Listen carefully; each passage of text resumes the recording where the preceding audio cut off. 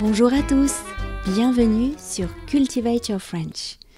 All the information about this podcast are available in English at cultivateyourfrench.com. Et maintenant, parlons français.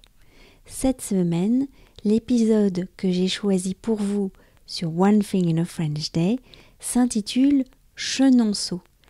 Je vous le lis tout d'abord lentement et ensuite à vitesse normale. C'est parti. Chenonceau. À chaque fois que nous montions en voiture, nous mettions la radio pour prendre des nouvelles. En milieu de semaine, il était surtout question de la neige qui avait bloqué la circulation sur les routes dans le nord et en Normandie. Des gens étaient restés pendant des heures dans leur voiture. Certains avaient été évacués pour dormir dans des gymnases. Caroline et Natacha nous faisaient parvenir des photos incroyables par SMS. Cependant, là où nous étions, rien d'autre qu'un ciel variable, bleu parfois, souvent gris, mais pas de neige. Le matin où nous sommes partis pour Chenonceau, il faisait gris. Ce n'était pas très loin d'Amboise. Nous avons quitté les rives de la Loire pour celles plus secrètes du Cher. Nous sommes arrivés sur le parking. Il n'y avait pas beaucoup de monde. Nous avons acheté les tickets. Nous avons passé la grille et nous nous sommes retrouvés face à cette magnifique et longue allée blanche bordée de hauts platanes. En la remontant, je m'attendais à être dépassée d'un instant à l'autre par un cavalier du XVIe siècle. Peut-être le roi Henri II rendant visite à sa favorite Diane de Poitiers. Peut-être quelque invité se rendant à une fête de Catherine de Médicis. Ou peut-être la jeune Marie Stuart à Califourchon sur son cheval. Le château apparut enfin, petit, blanc, avec des tourelles et une porte en bois peinte et sculptée magnifique. On y accède par un pont en pierre. À partir de là, ce fut l'éblouissement. Tout est beau, magnifiquement mis en scène, royalement décoré, fleuri avec goût.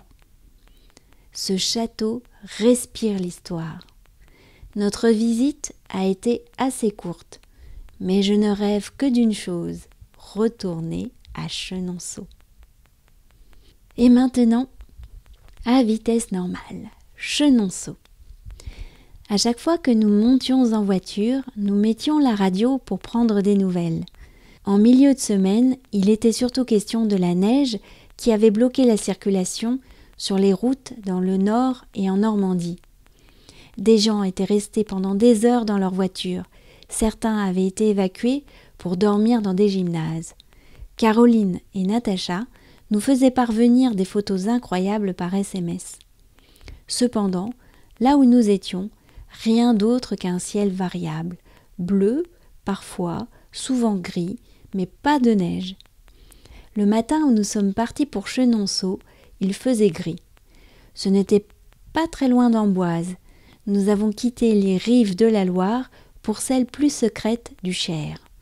Nous sommes arrivés sur le parking, il n'y avait pas beaucoup de monde.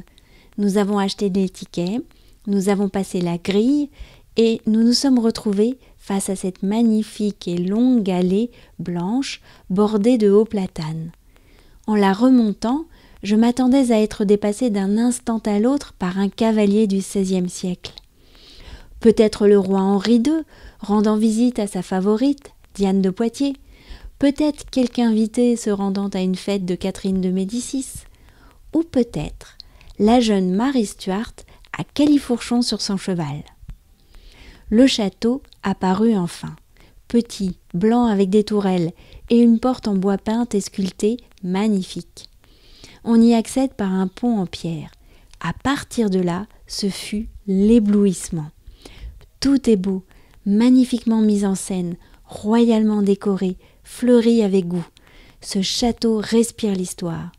Notre visite a été assez courte, mais je ne rêve que d'une chose, retourner à Chenonceau. Cultivate Your French, c'est fini pour aujourd'hui. Je vous donne rendez-vous la semaine prochaine pour un nouvel épisode. À bientôt, au revoir.